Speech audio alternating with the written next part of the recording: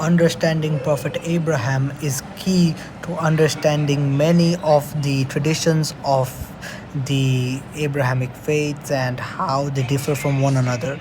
It's also central to these faiths to, of course, recognize the great contribution of this man for the monotheism that basically he highlighted and emphasis on. This is a very comprehensive story and it is very complicated in some areas as well. So try your best to Our understand. story begins in ancient Mesopotamia, where a king called Nimrod was told by his astrologers that he is going to have an opponent who's going to be a boy and he's going to be named Abraham. They probably didn't mention the name, but they probably did as well. I'm not sure. But, anyways, the point is that Nimrod was furious and he decided that he will have every boy born in his kingdom killed. So basically, when this news got to Ibrahim alayhi salam's mother and she found out that she's pregnant, what she did was she went to a cave and gave birth to Ibrahim alayhi salam over there in a cave. And that's how Ibrahim alayhi salam came into existence, in a cave. And now we need to explain Ibrahim alayhi salam. I need to explain Ibrahim alayhi salam's father. So Ibrahim alayhi salam's father is basically Azhar, as according to Islamic tradition. His names are different in the his name is different in the Bible, but in Islamic tradition he's understood as Azhar. So this Azhar was a carver of idols and he used to prostrate to the idols that he carved with his own hands, which was common back in ancient Mesopotamia. And there were messages of Tawheed that were basically spread by other messengers before Prophet Abraham, but those had disappeared before the time he was born, as those prophets had long died and people had long forgotten their messages. Ibrahim alayhi salam was hidden from his own father and his whole village up until the point he was 5. Up until that point, he was hidden because his mother feared that basically if she revealed him, they would kill him. From a young age, Abraham or Ibrahim alayhi salam basically opposed the worship of idols. He was strictly against it, strictly against it. He never followed it himself and he would always make excuses to get out of festivals which probably would have made him do this. And basically he didn't do any of it. He never accepted any of it. He only believed in one true God, which is what the basis for the Abrahamic faiths later became.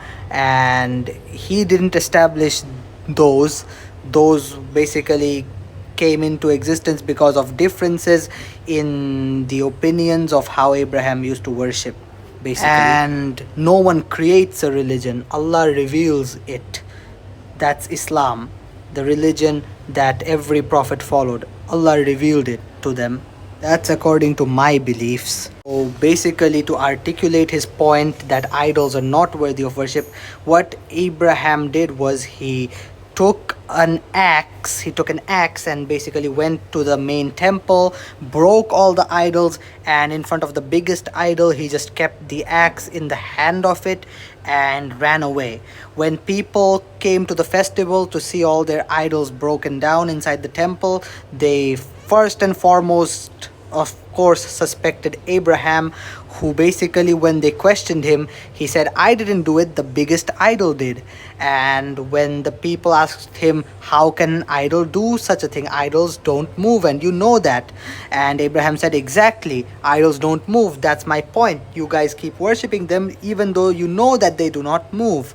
At that point, people understood that they were wrong, but their pride was too much for them to accept that basically they were wrong. So they took Abraham to the king Nimrod, to whom basically he basically proved that there is only one God and that God is Allah, by basically first asking him, can you give life, can you give death, and then basically asking him to make the sun rise from the west and set in the east.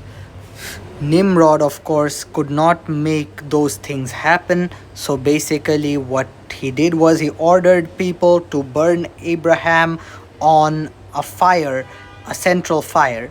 And so the central fire was soon built, and people were there gathered to see Ibrahim or Abraham burn.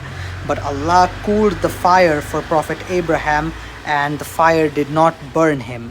After that, basically everyone was scared of Ibrahim alayhi salam, and basically no one still believed in him, but they were scared of him. So now he basically migrated along with his nephew Lut, who accepted Islam and became a prophet.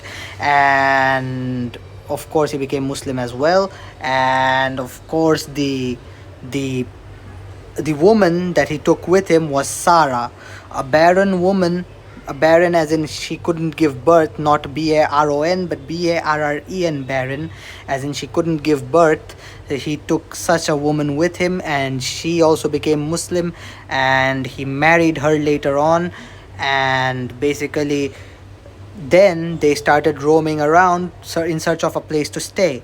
So Ibrahim alayhi salam and his nephew and his lady were traveling together. But basically what happened then was that Allah commanded Lut alayhi salam to go to Sodom and Gomorrah and tell the people of Sodom and Gomorrah to accept Islam and stop homosexuality, which they were doing at that time, which was a brand new sin. No one had done that before. And after leaving Lut alayhi salam on his way to Sodom and Gomorrah, Abraham and his wife made it to Egypt. They made it to Egypt. They were in modern day Iraq. That's Mesopotamia for anyone who doesn't know. From there, they went to Egypt, where basically they had an audience with the king, and the king at once fell in love with the wife of Abraham, Sarah. And he asked Abraham if he was the brother of Sarah, and he said, if you are the brother, I will let you go. If you are the husband, I will kill you. So basically Ibrahim alayhi salam and Sarah had to both lie to save their lives, because otherwise Ibrahim alayhi salam would have died, and probably Sarah too. That is why they had to lie. But lying in that kind of a case, that kind of a scenario, is completely valid. Lying to save a life is valid. Anyways, then what happened was the king took Sarah with him, and in the private quarters the king tried to basically sexually assault her. But every time he tried to touch her, it failed, because he felt an electric shock kind of, and fire welling up in his body, which stopped him from basically doing anything bad to her. At last he gave up, and for troubling Sarah, he gave her a slave called Hajar, who is important to our story, coming back to her later.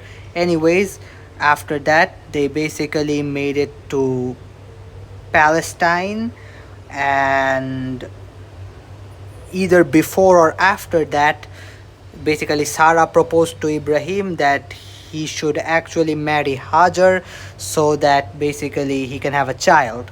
And so Ibrahim alayhi salam did that. He married Hajar, and Ismail alayhi salam was born. He was commanded by Allah to leave Hajar and Ismail at the desert and go live his life with Sarah in Palestine, where he was just a few days when suddenly two angels came to his door disguised as humans, and they told him people of Sodom are still basically gay, and Lut alayhi salam failed to basically convey the message to them. They didn't listen to him, and his whole city is gonna be destroyed, but he is gonna be saved. Lut alayhi salam was gonna be saved. Ibrahim alayhi salam was sorry for Lut alayhi salam, and then in other news the angels told him that he's gonna have a son soon, and that son is gonna be named Ishaq, Isaac. Ibrahim alayhi salam couldn't believe it, because his wife was barren. How could he have a child if his wife is barren? So the angels just said, it's Allah's will, it's easy for him. And of course they refused food before that, because they're angels, they don't need to eat. Anyways, so soon after that Ibrahim alayhi salam had another son, this time Isaac. Isaac was born in Palestine, unlike Ismail, who was born in the desert of modern day Saudi Arabia. Now, back at the desert where Ibrahim alayhi salam had left his wife Hajar and Ismail, basically they found the well of Zamzam, and basically a whole settlement grew around it, and Ismail grew up there, and Ibrahim alayhi salam periodically went to visit Ismail, but he mostly stayed in Palestine.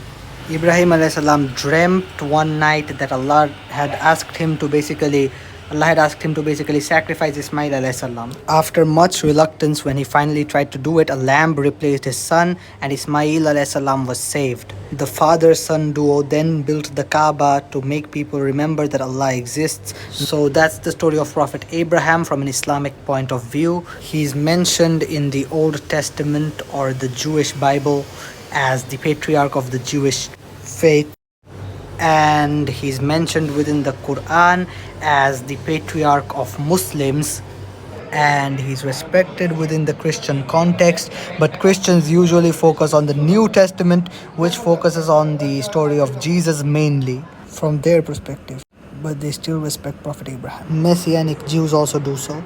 And one more thing is that the Quran actually makes it very much clear that Ibrahim alayhi salam is neither a Jew nor a Christian, so we should not debate on that. And I know he spoke Hebrew, but just speaking Hebrew does not make someone Jewish. And remember that. Because Islam existed ever since Adam alayhi salam existed, and all prophets are Muslims, according to the Islamic view. Even regardless of how you spell his name or in what language you write his name, he's still a Muslim. Ibrahim alayhi salam. He can also be called Abraham by us Muslims, but that's just a name translation that has nothing to do with religion. He's still a Muslim, even with an English or a Hebrew name.